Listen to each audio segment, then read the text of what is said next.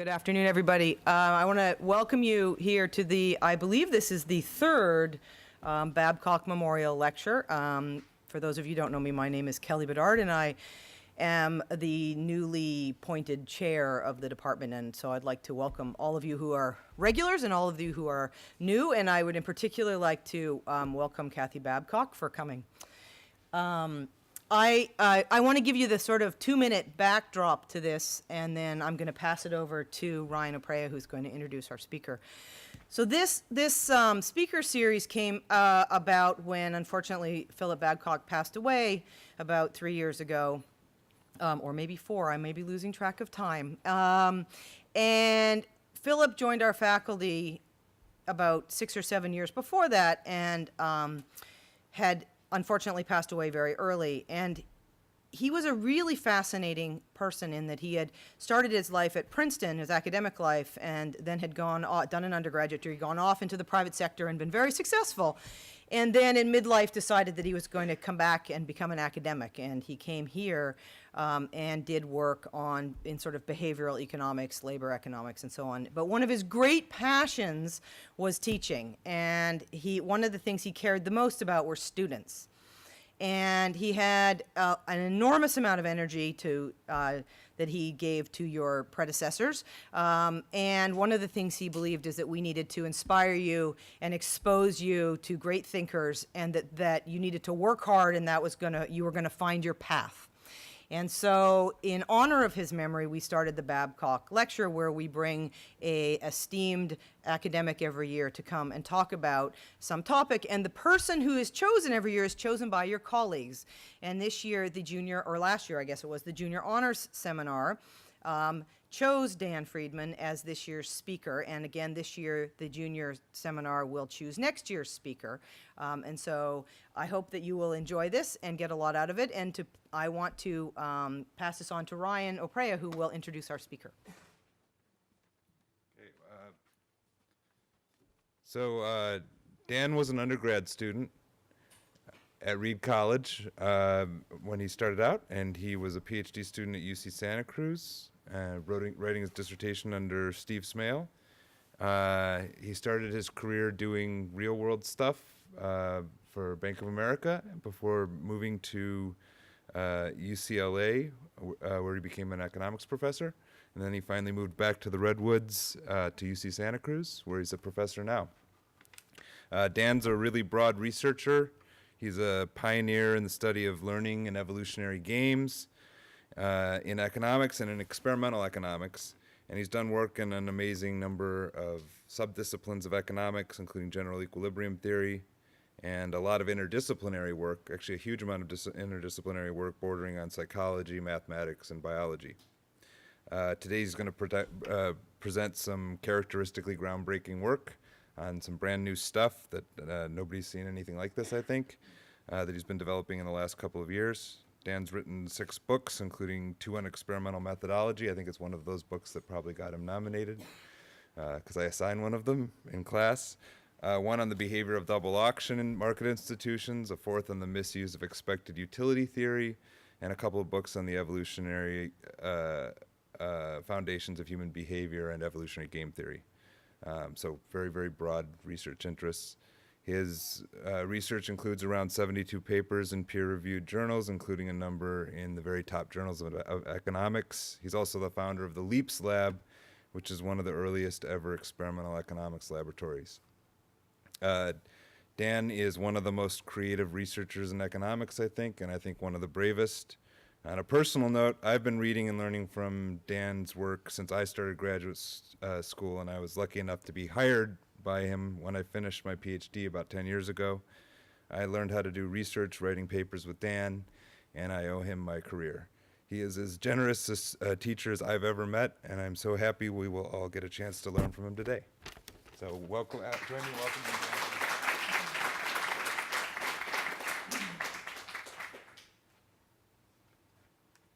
Whoa, so does this work? Well, that was a extremely generous introduction. Thank you very much. It's a real pleasure and honor to be here today. I have an opportunity to kind of go wherever I want in economics, and Economics has a glorious past. Neoclassical material that you're studying now is mainly what I guess you've been spending your time on. There's a wonderful future going on, all kinds of new ideas being explored and developed rapidly. And I would like to think there's quite a future ahead. And as undergraduates, those of you that decide to do a career in economics really want to look at some of the things in the future. So I'm going to present as a result, I'm going to touch on all three, definitely some of the past, maybe a little bit of the present, and a whole lot of half-baked futuristic stuff that I haven't, that nobody really knows, including me, but hopefully you'll get some ideas, some inspiration, and go out and do it right. So let's see, I have here we go.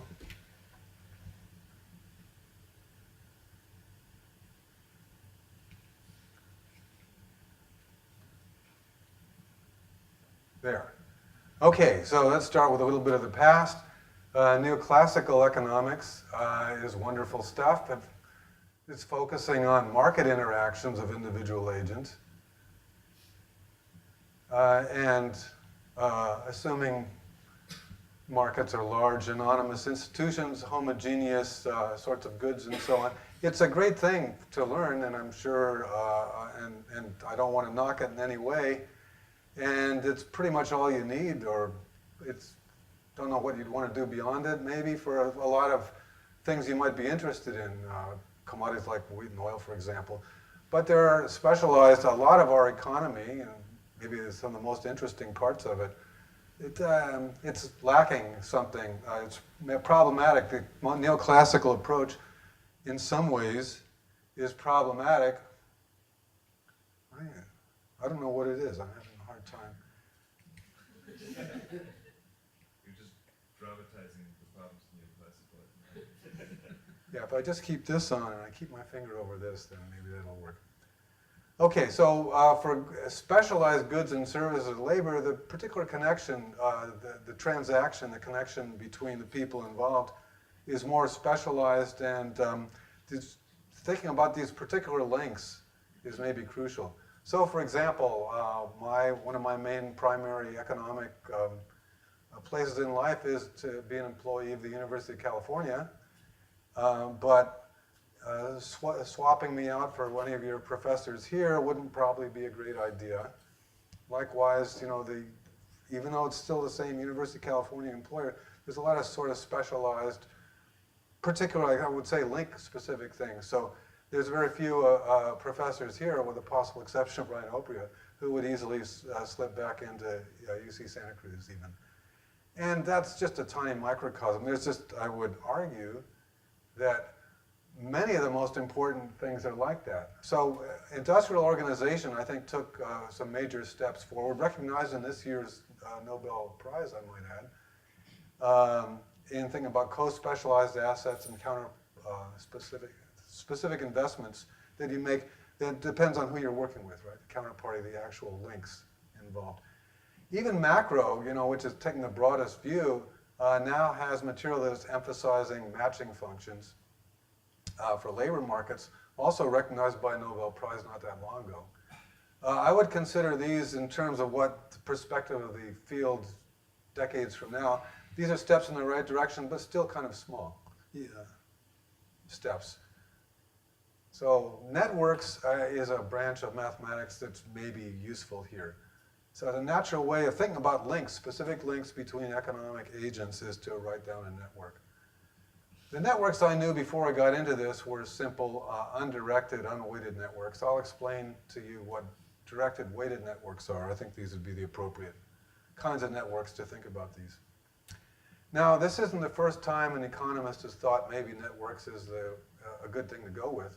And there's a reasonable amount of recent literature, but at least the ones I know of, looking only at small networks or very stylized larger networks. And I think the time is getting right, because network theory, there's a lot of ferment by engineers, applied mathematicians, all kinds of people, including economists. And also, unfortunately, completely separate from this, there's been also a lot of advance in looking at big data sets, with a very detailed level, transaction level. What What I'm arguing is maybe it's time to bring these things together. And as far as I know, that hasn't been done. So getting a detailed network description of the entire economy.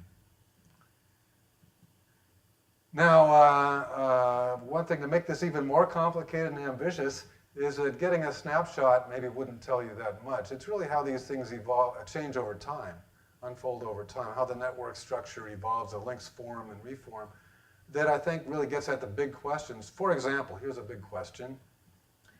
Getting a transition from a feudal economy to a modern economy, or a centrally planned economy to a modern economy, how to think about that process of development. In some sense, really what it is individual people, say, doing subsistence farming, the links involved there are of a certain sort, very much localized in the village, and doing much different things where they're creating stuff that's for the world market. If you think about the kind of networks involved, they're totally different kind of networks. Thinking about how you can go from one kind to the other, that's absolutely central to what I'm trying to get at here. And if you think about new industries, from my area, there's headquarters in the Bay Area of these organizations. There's many others too that are disrupting industries really by changing if you really think about it, the network architectures involved in the economic transactions. Or looking at basic macro questions. When we have a big recession, well, in 2002, there were some shocks to the stock market, but they didn't really have much impact on the economy. The basic network structure of who was working for who and what they were doing didn't really respond much. But in 2008 and 2009, there were huge disruptions in the network, although they've gradually come together. So how to think about that? Nodes break, the old links form new ones. How can we think about that? My point is that there's a real future in thinking of the economy as an evolving network. And if we could really understand that, we'd penetrate much deeper than we have so far into the world we live in. However, there's a problem here, right? I mean, even the static picture of the network looking at this kind of detail is really complicated. It's hard to, there's so much detail, how can you grasp it? And if you look at its time path, it's so much the more difficult. I think the way to do it is to find key network metrics, statistics or metrics you can define on an entire network that capture really what you're interested in and track their behavior over time. That's doable. Okay, so that's what I'm going to urge here. Ideally, you'd like to try this first, with a nice little test case where you have the kind of detail you want, but in a relatively small and isolated economy that you know in detail. But not something just in a lab, something beyond that. So you can actually try out these ideas. Well, it so happens that I and my co-authors stumbled across such a thing. By the way, in the first slide, I got off of that too fast. I should mention my co-authors. These were two UCSC graduate students and been working on this project for a couple of years.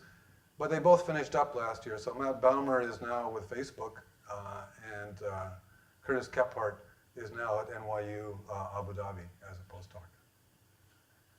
So I hope they'll keep working on this, because it's not quite, I guess to mention this, for Ryan was saying that you get the audience most interested if you've got to revise and resubmit at a good journal. Well, we have a reject and resubmit at a very good journal with about 7 pages of detailed comments from the editor. So I'll take that as a sign that. But my co-authors, well, they might not have quite the motivation that they had a year. Well, we'll see. I think Curtis should still have motivation. Okay, what is this? So most of my talk from now, I gave you these grand themes of why this should be, the wave of the future. Now I'm going to get down to something very particular that we actually did. And there are a lot of peculiarities to this data. So our economy is from a video game created by Valve Corporation. They developed for some reason, I think for ideological reasons, they're kind of libertarian and they like the idea of barter. And so they developed this trading platform to support pure barter. It's probably the best barter trading platform in the history of the planet. You know, I mean, barter is sort of difficult, but they created a really wonderful way of doing it. And so this has been around for a few years. It's a pretty extensive market. The number of distinct traders, it's something that's approaching 2 million, it's more than 2 million now, individuals who have changed lots of goods, a couple of thousand distinct goods, virtual goods, on this platform. The data we have is a little bit under 2 years of 24/7 complete records. Since they're controlling the barter platform, no trades can take place, you know, except using this. I'm overstating things a little bit because there might be some aspects of the trade we're missing, but an actual trade for a virtual good that I own to become Sevki, we have to do it through this platform. It's just the way the game is played. This is inside a video game? Yeah, so these goods, I'll say more about the nature of these goods later. But the point I would just want to make now is we have the complete transaction by transaction record over an extended period of time. And it's a fair amount of data. But I'll say more about the data later. So, what research questions can you ask with such data? Let me now go back and say, well, there's sort of classic historical questions that I heard of first when I was a beginning graduate student, and they were old questions then. So barter versus monetary exchange, direct barter versus monetary exchange, this, you know, goes back to Adam Smith and before, talking about, well, why is there such a thing as a unique medium of exchange and unit of account, store of value? How many of you in the audience have sort of heard discussions of these terminology in old-fashioned monetary theory? That's sprinkling, not all of you. Anyway, believe me, these are basic kind of questions.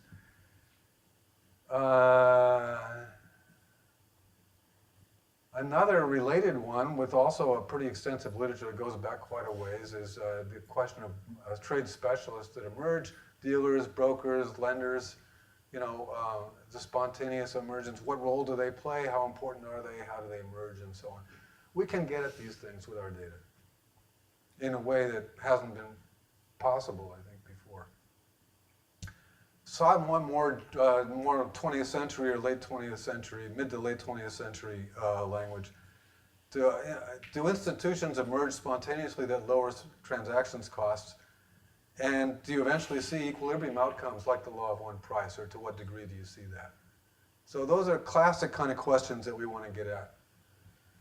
Now, with the same data allow us to sort of look at theoretical questions that network people would be interested in. So when you're thinking about, barter versus monetary exchange, or direct trade as opposed to intermediated trade, you can think about, well, from the first questions, you can think about goods networks. So what goods trade for what other goods, and they're well, I'm going to run short on time, but I'll describe, at least quickly, these two network metrics. Maybe I'll skip this one.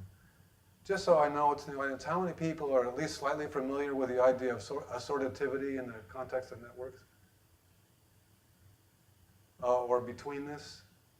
There's a lot of different noises between us. Okay, yeah, even fewer than the classical question. So I'll say a little bit about that.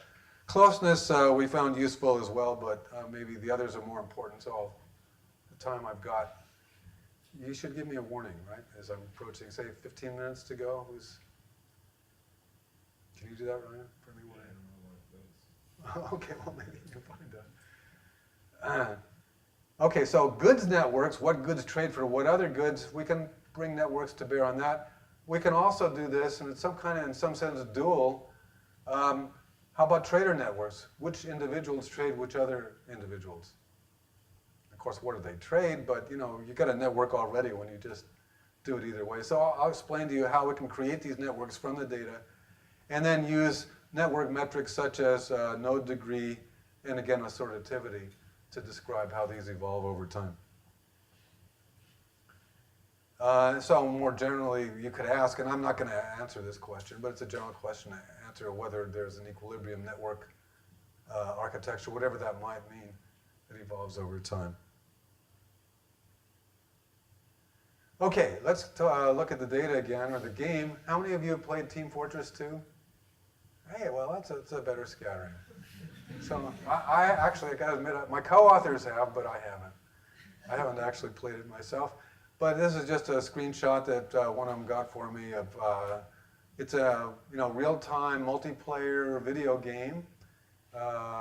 And you can adopt a part of a character. So this is it's a first-person character. Whoops. Whoever you are, this is what it looks like from your perspective. You're holding this thing. It looks like a fearsome weapon, but it's actually a healing ray. Yeah. Yeah, I was going to say he's playing the medic. He's healing a heavy that has a spy hitting on top of him. Thanks so much. These are other characters in here, and you can tell by their outfits, what they're doing. So the virtual goods have to do with, equipment like this to some degree. But even more with the kind of outfit that you wear, what kind of hat you wear. Like this one's got a Lincoln stovepipe hat. I don't know if you can see on it. Okay, so there's lots of virtual goods that you can get. Now, during the actual game, you're not doing trading, but in between games, which are sort of like team games, one team against another, blow up their fort, or whatever. There's a lot of things you can do. Between time, you can trade stuff, so you can look cooler for the next time. So you go to a certain website that Valve sponsors, and this person here's some of the stuff they have. I guess they have more because there's more pages, but they got a bunch of stuff, like this cleaver or these magic slippers or whatever they are. And they're arranged with Alex to meet here at the barter post, and Alex is saying, hey, you can have this scooter, for the right stuff. And so they can chat back and forth about what kind of stuff they want. And when they both agree, they can, if they both hit this button, then the stuff that's up here, your stuff, suddenly is not in your stuff anymore. It's Alex's stuff. And the stuff that Alex has is now your stuff. Okay? That's a great barter platform. I mean, in the history of barter, this is the easiest, I would say, that has ever been done. Okay, the data we have, well, this game started in 2007 with the old-fashioned business model, like, you pay some amount, then you get to own the game, and you can play it whenever you want. And then they started creating these sort of add-ons, items that you could get. And this was so popular that in 2010, they introduced this platform that I showed you, at least a beta version of it in 2010, and also a store where you could buy, for US dollars or Korean won or whatever your local currency is, you can buy some stuff, a very limited selection. And this took off so much they stopped charging for the game. And they make their living just on selling stuff at the Valve store and supporting this. Has been extremely profitable for Valve. They were kind enough to share with us all their data from the time they instituted their first good accounting system in 2011 up until the date that we started working with them. It's about a terabyte of data that we got. We needed new equipment. We couldn't handle it with our existing equipment. Here's a teeny little snippet to give you some idea of what's in there. So there'll be a code for the trade, who initiated the trade, who is the counterparty. The timestamp is much longer. Here's some last digits on the timestamp, or some relevant digits on the timestamp. I think this just says it's Team Fortress 2. There's all these asset numbers for the goods that are being traded, and the econ class is that. And then they have a unique ID, which they'll change when the trade takes place. So that's what the raw data looks like. Now, we took the data, all the data from one day in terms of who's trading with whom, and put it into a standard algorithm for visualizing. And this is what it looks like on day one. And then we did the same amount of data on our last day, except there's way too much. So we cut down just 45 minutes, has about the same number of transactions. And we plotted them, and you're supposed to say, that doesn't look the same as that. Okay, but exactly how and why, well, that's what we're going to get into. Okay, so this is a network that did evolve over time. Okay, now I don't know how much detail I should go into here, but I want to at least get you a general flavor for how we go from a set of transactions, like I just showed you, to networks. So just introducing notation. Yeah, I'm going to sort of not really. Some of you can read notation quickly and can absorb this, and others don't really care. Basically, we're looking at vectors, long vectors of basically length of on a couple of thousand items. Put a 1 in there where, well, put in a minus 1 or 3. If it's 3 units, if the initiating trader is trading away 3 units of good 73, then in the 73rd place there'd be a -3. And if he's acquiring 2 units of good 496, then in position 496 there'd be a 2 entered here. And some of these trades are complicated because you can do a lot of different goods at the same time. So our basic transactions can be coded up like that as trade vectors. Now, this is something that took a couple of months in its own right, and I won't say anything more about it, but we developed what we believe are good relative prices, pretty accurate relative prices at any time. So we can take this price vector and apply it to these trade vectors to get the value, whatever currency you want. We tend to use one of their own things, but it could be done in dollars as well. So this is the value of goods acquired by the initiating trader. It's a number, and this will be a positive number, which is the value of the goods that that trader gives up. And it may or may not be budget balanced. Okay, and we'll talk more about lack of budget balance, but you'd think in general, trades would be exactly or approximately budget balanced. At least that's what I thought initially. Okay, anyway, we have a bunch of transactions developed in this way that happen at particular points in time. So to create this network, what we're going to do is look over some period of time, look at all the transactions there, it might be 100 or it might be 1,000,000 of them, and take that set of transactions and create a goods network and a trader network. Let's start with a trader network. How do you describe a network? Well, there's a couple of ways, but the general kinds of networks, so the kind of networks I knew about before I started this were mainly undirected, unweighted, which means you take any 2 nodes in there and there's a link or there isn't. Right? Those are the kind of networks I knew about. For these kind of purposes, I don't think that's quite good enough. We're going to look at directed networks, which says a link from here to here, going in a particular direction. And there may be a link the other way too, but these links could be different. And we're going to assign weights to them, non-negative numbers, to indicate the strength of the link. Okay, and I think for economic purposes, that's the right kind of object to work with. Well, if you've got a bunch of nodes and they're connected possibly to other nodes with certain weights, you want to put that into an array. The natural way to describe this is with a matrix, with non-negative entries. Okay? So I'm going to tell you fairly precisely how we constructed trader network matrices describing trader networks from this set of transactions. Well, actually, I'm almost done with it. I mean, I've set up enough. I don't have to say much more to explain that. Here's what we do. Well, this is ugly expression. Just says the weighted link from trader L to trader M is the value of goods that this first trader, either as an initiator or a counterparty, acquired from M. That's the incoming goods. Okay, that's the link. That's a convention we're going to use. And so in terms of values, in terms of the value of the goods. So if all trades are budget balanced, it's not hard to see that we'd get a symmetric matrix when we do this. If we don't have a symmetric matrix, we might want, for some purpose, to symmetrize it.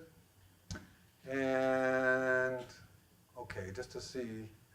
So how would you symmetrize a matrix like that? We got a link going a certain weight, say it's weight 6 going this way, and it's from node whatever to this, okay, node from me to Sevgi, it's weight 6, and it's weight 2 coming back. and I want to symmetrize that. How should I do it? Well, I mean, you got to think about this economically. I mean, mathematically, taking the mean is maybe the most obvious thing. And that would be appropriate if it really would be budget balanced, but there's some error in measurement, and then if we just average it, we'll reduce that error in measurement. But if the main reason why it's not balanced is because we've missed something, because I gave Sevgi's goods worth 6, and she gave me worth 2, maybe she promised to send me more later, and I can't see those promises over the border network. So that would be missing something. So what we're doing, we're thinking mainly our lack of symmetry is because we're missing some part of the trade.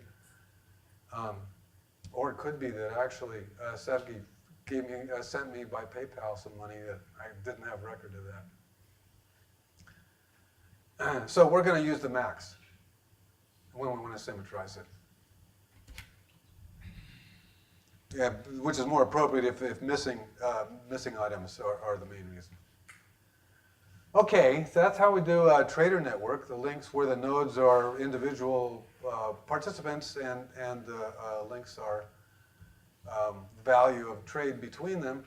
Now let's do it for goods. What goods trade for other goods? Yeah, I'm going to just wave my hands a little bit. It's a mess. It took Curtis and I talked about this for several hours before we decided on the right way to do it, and we're happy with the way to do it. Basically, we needed a way of prorating values when lots of different goods appear in the same transactions vector. Suppose a simple case is I'm trading with Ann, and I'm sending her and maybe it's budget balance, worth 10, but I'm only using one good, and she's sending me a whole bunch of different stuff. Then I can just go by the prices. But what if I'm sending her 3 different goods and she's sending me 6 different? I've got to prorate which goods are trading against which other goods. Anyway, we found, I think, a nice way to do that. But we did it in a way that made it symmetric. So we described the goods network by looking at the value flow, which is symmetrized, and uses prorating thing, summed over all the transactions in that sample. So we good? So now you know, and I don't know anyone has done this actually, how you can go from a set of transactions to a goods network and a trader network. Okay? So the next thing I want to do, depending on time, I'll give you a little tutorial on network metrics that we found particularly useful. There's dozens and dozens of different network metrics, and we considered a fair number of them, and I'll explain about 3 of them that we found particularly useful.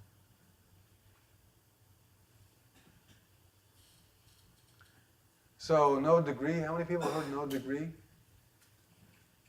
Okay, not too many of you. I'd heard of node degree before for the simple undirected, either there's a link or there isn't. The degree of a node is how many different other nodes it's linked to. For a directed, then there would be an in degree and an out degree if it's directed unweighted. For a weighted, though, it's called a strength. So you basically take the sum of the think weights. And you can get that from the matrix by just taking the row sum or column sum, depending whether you're looking at in strength or out strength. Okay, so you do that for each node, but there's lots of nodes. So really what we're going to be interested in is the distribution of strengths across nodes in the entire network. All right, assortativity, I guess I'll just leave it at this. This is something that a single statistic that applies to the whole network, which is just looking at correlation of degree, or in our case, strength, across pairs of nodes that share an edge. So do strong nodes tend to be connected to strong nodes and weak nodes to weak nodes? That would be a positive assortativity. And if they tend to be more mixed up, or weak tends to connect with a strong, strong with a weak, that would be negative assortativity. And there's some technical things that my co-author had to do to make this right. I won't get into it. The literature actually was a little bit lacking there. All right, then the last thing I want to describe is betweenness, and we're going to do centrality and betweenness. Okay, I better get through this quickly then. These involve minimal paths. What's the shortest path between 2 points? When you have weighted edges, there's some conventions you need, and you do it with the reciprocals of the weights, so you tend to take the strong paths. Betweenness then, for a given node, is to say, all right, you can take a second node anywhere, a third node anywhere. What's the chance that the shortest path goes through that node you were interested in? So it has high betweenness centrality if a large fraction of shortest paths go through it. And that is the perfect metric for one thing that I'll be getting into. Closeness, I'm going to skip. All right, let's look at the data very briefly. Number of trades, number of traders, getting to about a quarter per week. We're getting in the neighborhood of 250,000 of traders and 750,000 trades. If we look at market value in terms of number of keys, I'll explain what keys are later. Basically, that's think of $2.50. So you take this number and multiply it by $2.50. Weekly trading volume, is on the order of about $500,000. No, about $5 million a week, something on that order of magnitude. Okay, let's look at over time now. Node distribution. This is the first week. You have something that looks like, for those in the know, it's called a power law. If you do a log scale, see this is in a log type scale. The number of nodes with this many, the node degree, that's the number of different links that they have. There's a lot with very few links, and fewer and fewer as you trail off. It looks like, in a log form, it looks like almost linear. And that's classic in this kind of network theory. You expect that. Something happened that I don't know anyone's seen before. As we looked over time in this, we had, maybe it flattened a little bit, maybe it moved out, but still, basically a power law or Pareto distribution on this degree. Until this week whatever it was, I don't know, 30 or something in our sample, we got an outlier. Basically a disconnected distribution here. And it continued, the whole rest of our sample, we'd have this nice power law here plus a blob. What is that? This is among traders, so it's saying that you really have there's a few traders who are different. They're not just have a lot of counterparties, maybe they're making a living at it, maybe they're specialists, maybe they're middlemen. So we detected that first looking at it that way. And since I don't have much time, I'm going to zip through further work on trying to diagnose who these are. One of them that we called the clump seem to be 88 different traders. Actually, we have reason to believe it's only one, which is a inventory carrying market maker for a broad range of goods. And they're working by using trade credit. We were able to detect that from our network data. There are a couple other specialist traders that emerged later. One we called Coinstar, that was very specialized to doing transactions of junked weapons for scrap metal, and really made a very tight profit margin and really reduced the price dispersion in this particular kind of good area. I don't have time to explain this, if we're going to get through this. Anyway, this is a single account. Then there was another one that specialized in trading metals for keys in the reverse, starting fairly late in our sample, also narrow spread, high volume. And this is the highest volume market that there is in terms of good for good, and a specialist emerged in that and narrowed the spread. Seemed to be a market maker. Okay. Then another kind of specialist doing a broad range of goods, but not quite as broad, emerged even later in the sample. Not doing trade credit, just doing spot transactions. So inventory carrying market maker do spot transactions and no trade credit. One of the things I hope we'd see would be speculators, because we saw some things that look like price bubbles. So we looked and we had some pretty clever diagnostic tests, but the short answer is no, we didn't find any appreciable degree of speculation. There's some difficulties, I think, with the nature of the platform that made that difficult, but not impossible. Anyway, we were surprised how little speculators we saw. We did see brokers. So some of these transactions, most of these things are for a couple of, maybe a few cents to a couple of bucks. Most goods have a value in that range. But there are some transactions that are huge. Tens of thousands of dollars. The biggest one is maybe $100,000 or a couple $100,000. Some of these goods are rare and people are willing to pay a ton for them. Now, for doing exchange for these really high-end stuff, there are some issues. You can try to play games with the platform like, you hit accept and they do a switch right at the last second or something like that, for a slightly different one, or, you might not be able to recognize it properly. So middlemen emerged for these high-value items. And there's ways to detect it, and we found a fair amount. It seemed to be, a trusted third party that would basically hold things in escrow, a little bit like real estate. So we found a fair amount of that. Okay, so that's what we got from the degree distribution plus some additional stuff. How am I doing now?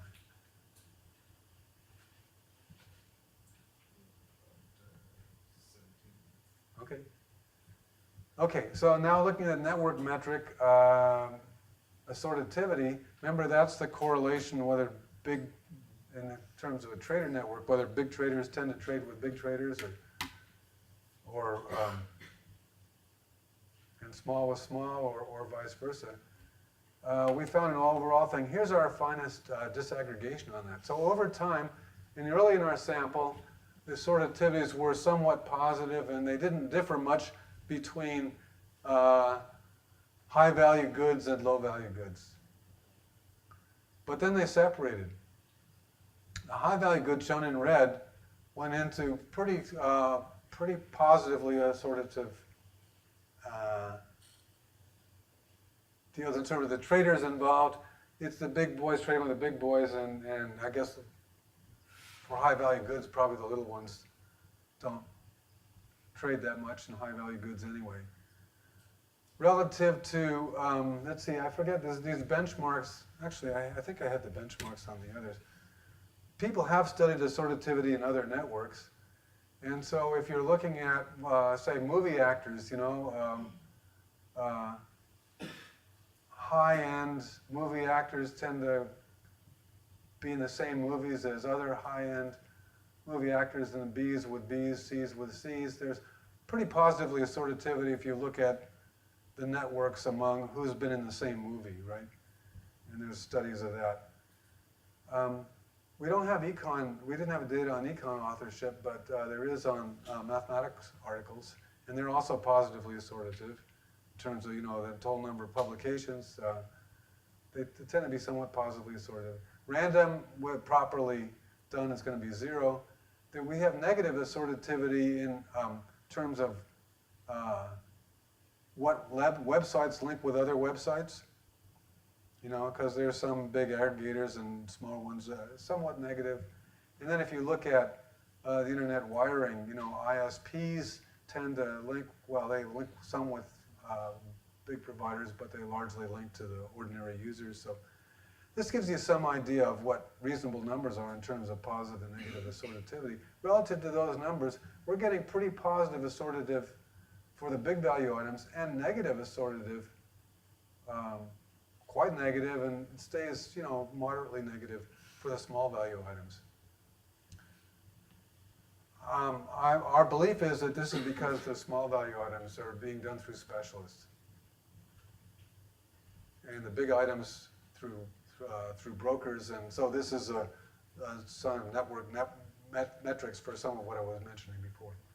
Okay, now let's talk about goods networks. What goods trade for what other goods?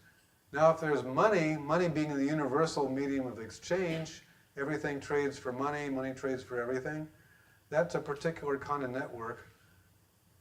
Here's a barter network, complete barter network. Good A trades directly for every other goods, and so do all the other goods, right? If you have a network like this, though, everything trades for A, but they don't trade against each other except through A, that's money. So here, money would be the unique medium of exchange in this network. Okay, in terms of goods, what trades for that. And maybe it could be multi-currencies. All right, so if we're going to try to detect that, basically with a star-shaped network, but with a big complicated network, so it's not literally star-shaped, how can we find something that's approximate like that? One thing is in terms of node strengths. If it was a purely monetary network, we'd have total strength being a half. We'd find that the betweenness, remember the betweenness centrality, what fraction of goods go through a particular good? That's really designed for money.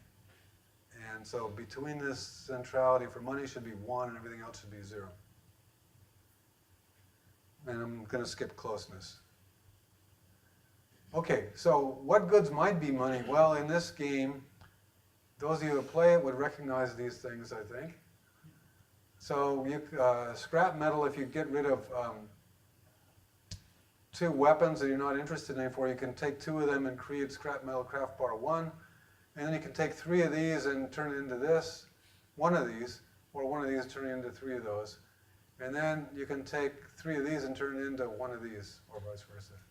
So there's a production technology in this game that pins down the exchange rates of these. Now these are, so these are pinned, these are not. This is a crucial thing within the game. One way to get goods is, you might sort of randomly encounter a treasure chest or a crate, it's called. And you don't know what's inside, but you can buy a key at the store. This is the one thing, one of the main things you can exchange for money. For $2.50, basically, you can get one of these, open the crate, the key disappears. It's one of the few non-durable goods. Everything else is durable, but this one disappears, the crate itself disappears, and whatever's in the crate then becomes available to you, which might be junk. Most times, it's, stuff that's worth less than $2.50, but sometimes it's really valuable stuff. And then there's some evidence to suggest that Bill's hat, this particular hat, and these earbuds have exchange value at the high end. So these are some of the possibilities that we were looking at going in. We did an item strength to see which are strong. Ignore this line for the moment. And some of the highest ones are among those that I just showed you. So there's a lot of trades that go to or from some of these goods. And now if you add up the top ones, the different kinds of metals and earbuds and keys and Bill's hat, and you add up the total strength, it gets to a high number. But then some of the trades are within those monetary goods. We sometimes call it foreign exchange trades, money for money, or possible money good for money good trade. We want to net that out. When we do that, we get strength that's a little bit lower, on the order of 0.3. So that wasn't, we consider that not really conclusive evidence. How about assortativity? Nope, I've gone.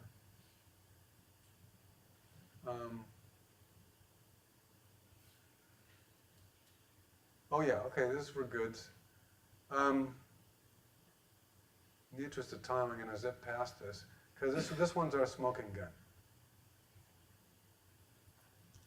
So if you start with the network, the goods network that we have, and trace between the centrality over time, starting from week 1 and going through the end, there's 2 goods that really stand out that are pretty high.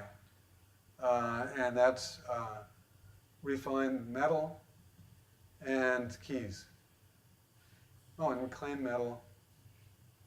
No, these are keys, refined metal, other kinds of metal comes up and builds hats and so on. The other stuff is pretty much 0 between the centrality these thousands of other goods is all pretty close to zero. These are the ones that are interesting. So what we did to figure this thing out is we took the network and we collapsed the goods that had high money value to make a single node. So we're netting out the transactions within it, and we're just looking at transactions of this composite money for anything else.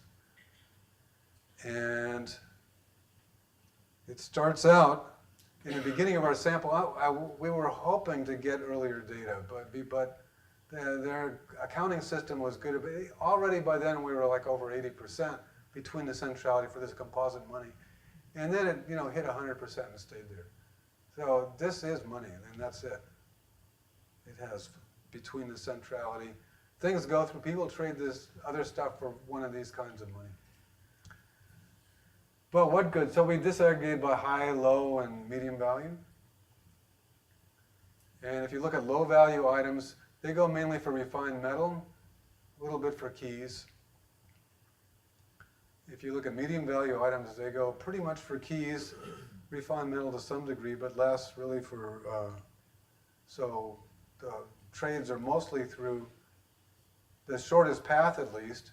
If you want to get from one good of medium value to another good of medium value is you want to go through keys. That's the most direct way. And high value items, that's just where Bill's hats and earbuds come in. Those silly little earbuds, they're worth, I don't know, and trade 20, 40 bucks, something in there. And trades of that value tend to go for that.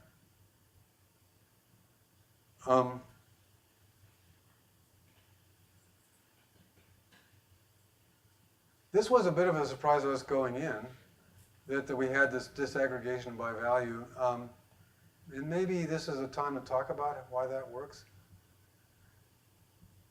If you buy,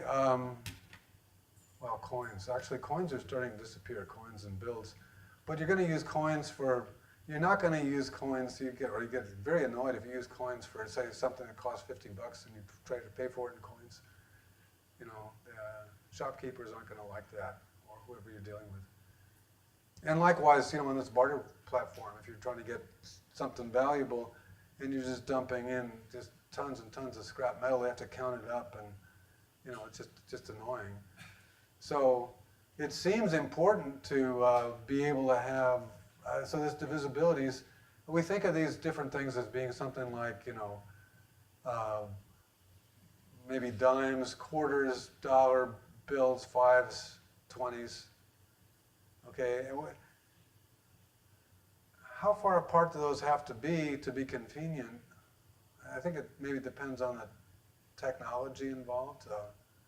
Anyway, here it looked like there's several orders of magnitude in value, and they seem to be spanned the low end by the metals, the mid-range, a pretty broad mid-range by keys, and then for a high end, bills, hats, and earbuds. Early on, there was some other. Which one? Some of them dropped out. There's a couple little peculiarities in here, but keys really, in the end, keys most of all, even here. All right, what else? Transactions cost. So one measure of efficiency of exchange is, do you see a law of one? How many people know the law of one price? What that's supposed to say? I mean, it says, economists like to use the word law for things that don't quite exactly hold up. As opposed to physicists that would like to use the word law for things that are never contradicted. So law of one price says that, a good trades everywhere for the same price. You don't see price dispersion is a contradiction to that. So things are, it's some sign of efficient markets that you get that there's not much price dispersion, and you get an approximation of the law of one price. How do we find it here? Well, another way to think about this is about market efficiency is suppose you do a round-trip transaction. So I have a Lincoln stovepipe hat, and I sell the hat, and then I buy back a Lincoln stovepipe hat. How much did I lose in that transaction? If I end up only out by 1% or something, that's pretty reasonable transactions cost. So what we're going to do is to measure, we have some measure of price dispersion, and we can use that to proxy. I don't know if it's been done exactly this way before. It seemed like a reasonable way to do it. I don't have time to go into all the explanations of it, but we have a scaled interquartile range. So we're looking at price dispersion, and we're using this as a proxy for, okay, well, I guess I have time to say. Nah, it's a little more technical I'm doing. In the paper, we explain why this is a reasonable thing to look at. And then we take a weighted average of it, and we think that that's a good way of capturing price dispersion. So how does that look over time? Here's a graph looking at overall keys for metals. Over time, we get a range like this. This tunnel here is basically the showing you an interquartile range over time. And we have depreciation. It used to be that refined metals, there was about 3 units of refined metal for 1 key. And by the end, it's around 6. So there's a depreciation of refined metals relative to keys. But there's some price dispersion around that. This is basically all our observations of that. Here's one where it's a crazy amount of price dispersion.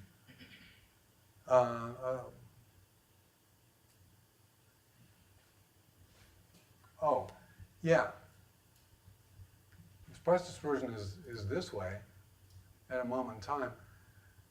But you have basically, one of the problems here is integer constraints. So you're going to see when you're looking at metals for keys, exactly 3, 3.5 meaning 7 for 2. All right, so you'll see these sort of, it's not like a continuum because, either you put a unit there or you don't put a unit there. Anyway, taking that into account, we have measure of price dispersion. Basically, if you did a round trip with a typical item by value, early on, you'd lose about 75% of the value on the round trip. But by the end, it was down, I don't know, a little over 10 to 10. So we saw a considerable improvement in efficiency according to this measure. Okay, let me wrap back up. Now let's take this to the original traditional questions we were asking. In the whole history of our planet, I think the best shot barter's ever had was what these valve folks did. And what happened? Money emerged anyway. Money as a medium of exchange emerged anyway. I think this is the best evidence since the prisoner of war camps in World War II, and maybe even better evidence that, money emerges spontaneously. It didn't emerge as a single medium of exchange, probably due to these indivisibilities in different denominations. But in retrospect, it reminds us a lot of what you see in terms of coin usage and bill usage in the US. And there's a little footnote in the paper that talks about guineas and pounds in Britain, for those of you that have background there. All right, now let's turn to specialists. Do trade specialists emerge? Well, yeah, some of them. Dealers for sure, who carry inventory. We had at least 2 large ones and with somewhat different business models. Brokers, we saw that for high value items. Speculators, the evidence that we've been able to detect is really they're not surprisingly little in this economy. And we see a major reduction in transactions cost, but not to zero. It's not near zero, but almost an order of magnitude reduction in transactions cost. Price dispersion decreases substantially, but not to zero. Okay, those are the classic questions. Now just to return to the overall grand theme. There is a lot of good stuff to read, especially in the last 10 or 15 years. thinking about economies as networks. Most of it theoretical. I hope our data set certainly inspired us to do some different and new empirical work. And I think doing that kind of empirical work will help sharpen up the theory. You'll see what kinds of theory needs to be better developed to answer the kind of economic questions of interest. Oh, yeah, for those of you that are into math, and some of you I talked to earlier, we were looking at classic kind of things like good networks and trader networks, but if you think of it in a larger, described by matrices, if you look at mathematically what's going on, what you can do with transactions, it's better described in terms of multigraphs or more generally in tensors rather than matrices. And I think there's some interesting things to do with that. So, thanks for listening. If you want to see the actual paper written up, you can download it from the Leaps Lab website. So, open to questions. Yeah. Excuse me, could you take a short two-part question? This is a very short two-part question. I'll leave the organizers to, so I'll say yes unless the organizers tell me no. I'm not going to be rude. I'm curious, I'm a little bit new to this. Are goods actually physically transported in this barter economy? And if No, so, they're virtual goods. they're virtual goods, okay. Yeah, so like, you know, transportation. as a character in this game, you can wear whatever hat you want. So nothing if you own the changes hat. hands, just ownership. Yeah, it's appearance in your things available to you in playing the game. Your icon can have this stuff or not. So there's really no cost except the cost of, is anonymity preserved in this game? You could go through you can create artificial IDs and do but you know there's some ID there, but who the actual person is generally not known. So it is a competitive market then, in that there's a large number of traders. Potentially, yeah. Potentially. Yeah. And so geodesics do play a role in this, in that you want to get your message across in the shortest amount of time. Well, finding trading partners is non-trivial in any kind of barter world, or any world anyway. And that's why the role for specialists is really facilitating exchange of people who might not be able to find each other easily. Does anybody make a profit in this game? Or? Yeah. So it's in the paper we describe in more detail, but some of these larger specialists that emerge could earn a very comfortable middle class living or beyond based on what our data suggest. Thank you very much. Back here. I just wanted to mention a couple things about the game, and I'm curious if you actually went into them a lot and considered them the model, and that some of the specialists use external websites. Yeah. Oh, pay me $2.50 to this website, and I'll give you 2 keys in the game. How about that? That kind of thing. And so I'm just curious. Yeah, well, we would detect that by lack of budget balance, you know, and we'd presume that we were missing, you know, maybe some dollar transaction. The specialist I showed you here, the second one is doing budget balance trade by trade, and they were taking market share. The first one, we were thinking maybe it was like that, but we decided it wasn't that. It was trade credit, because we'd see that over time, their bilateral transaction of this, what we called the clump, you know, taken collectively with any individual trader, tended to zero out over time. The first trade was almost always to the more value was the specialist gained more value than they gave up in the first trade. After that, they were approximately budget balanced, and you integrate over time, it's pretty close to zero. So we consider that trade credit.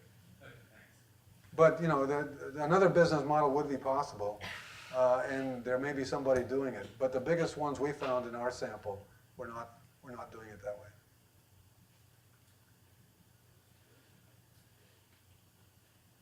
I'm just interested in how you came up with some of these equations for things like significant data.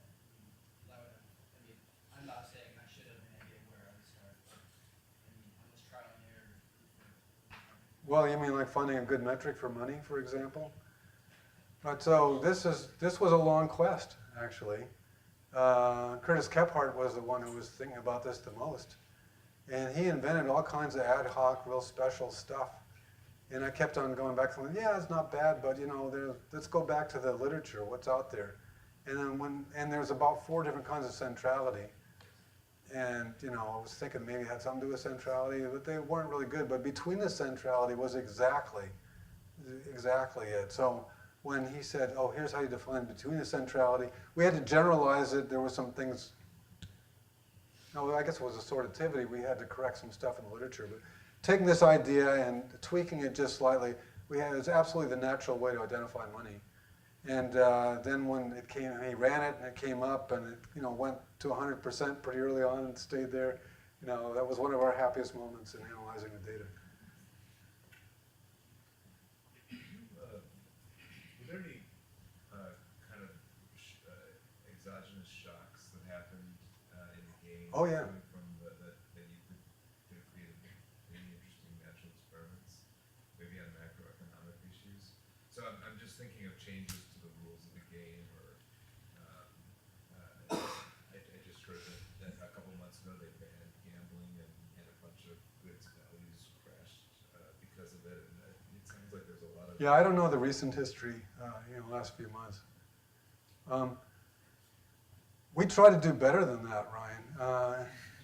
trying to get them. We tried to get them to run controlled experiments that we designed, and they were agreed in principle. But Valve is a very unusual organization. You know, it wasn't like a stable vice president of whatever that we could work with. And some of the people we were most interested in going, they had some personal things and took leave. Anyway, we finally gave up.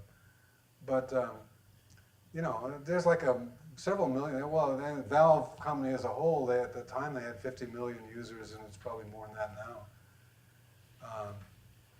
And so you could do some great controlled experiments. Now they did some that they were considering, you know, experiments, some uncontrolled things where, in terms of price bubbles, you know, this maybe is getting at what I do. So one thing that they would do sometimes is announce that as of 3 weeks from now, we'll stop we'll discontinue some particular good.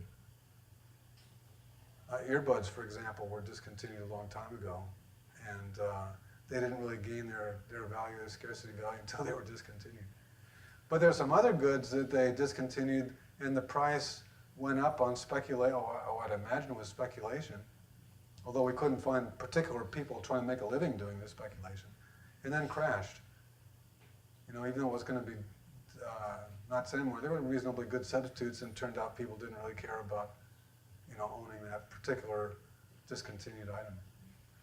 Anyway, yeah, there are a lot of events that you have specials and so on. So you can do a lot of event studies with this data. We haven't exhausted it by any means. And after this paper is accepted, I think, you know, if any of you are interested in data set, in principle, we want to make it available to the public. And I don't know exact timing, but there's a lot that could be. Well, it's such a big data set, it's hard to transfer too. Maybe we could do an FTP site or something. Yeah.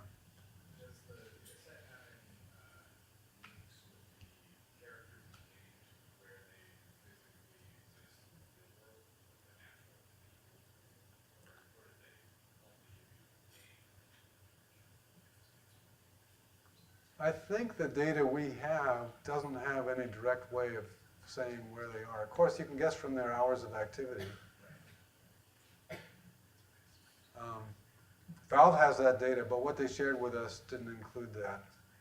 They wanted to anonymize it to some degree. Do you have any ideas of future areas of research? Well, I tried to sort of vaguely sketch out this whole notion of thinking of the economy as an evolving network. You know, it creates all kinds of things, especially with detailed transactions data. But exactly what to do with it, I think it's completely wide open. You know, we've taken a first cut. We did it in a particular way. We're looking at a particular set of classical questions, neoclassical questions.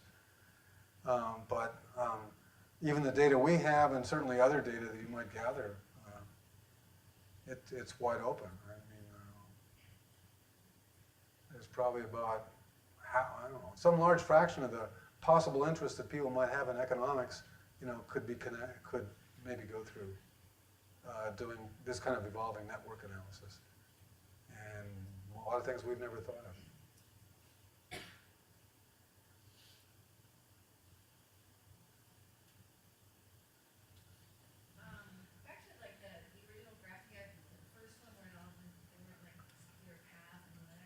Oh, just showing the visualizing the networks? Right, so that, now what was, we're at that point, I mean, where do you see that going, say, like 5 years from now? Like, now it's kind of stable, right? How do you see it changing after that? Nah, it keeps changing. In what way? Well, Valve, I don't know, they've changed some of the rules and so on. I mean, we have a sample, and all I know from my own analysis is those 660 days or whatever. And it ended about 3 years ago. I presented this stuff, my co-authors presented this at Valve a year and a half ago, I think it was. I mean, one of our first presentations of this. And we talked with some of the people there, and they were very, very excited. We had a good turnout, you know, almost as many as here now. And that's amazing because there's only 300 of them. And several of them came up and told us, you know, well, since you did that, we did this. But we weren't able to get, you know, a sustained effort with any of them to really pursue. They are changing the rules.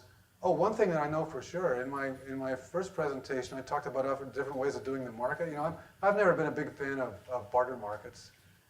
And I tried to persuade them that they should for the largest goods, do a continuous double auction market. And they didn't quite do that, but they did a sort of continuous posted price, two-sided market, and they showed me a visualization of that. And it's for money. You know, so a lot of the emerging commodity monies now, I think it's just dollars or won or whatever now. It's kind of crazy having different denominations, but imagine that the exchange rate of nickels for dollars might change over time. You know, I mean, it's 20 to 1 now, right? But what if you don't know what's going to be a year from now? Well, that's what happened in this case. And we got into some real discussions about the metal overhang and how that, you know, the depreciation of metals. We should continue the discussion afterwards. Everybody join me in thanking Dan Friedman. We're going to go outside for refreshments and